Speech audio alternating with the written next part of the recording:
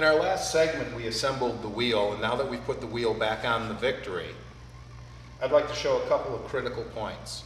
We talked about the importance of putting pressure straight through the pressure plate, all the way from the caliper to the other side of the wheel, pressing on the bearing and through the crush tubes.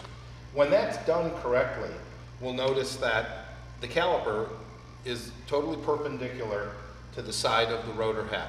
This is best checked by inserting a feeler gauge in both the front and the back and the top and the bottom between the caliper and the rotor head. When you have the same distance all the way around, you'll know that that is properly square and pushing up against the bearing as it's supposed to.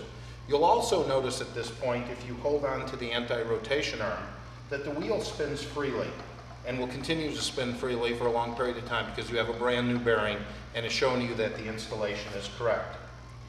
We also know from our last discussion that if the anti-rotation arm is either pulled forward or pushed out in order to make it fit onto your fork tabs, you'll be putting the face of the caliper askew, then changing this gap and making it not a correct installation.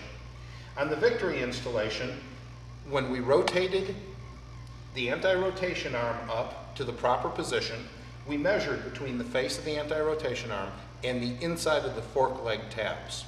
In this particular case, a ½ spacer was made to fill that gap.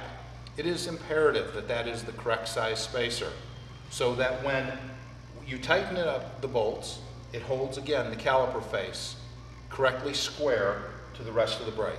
And when that is complete, these bolts are tightened and the axle bolt is tightened, you will have a problem-free installation where the bearing's properly working inside of that wheel and the brake will perform correctly.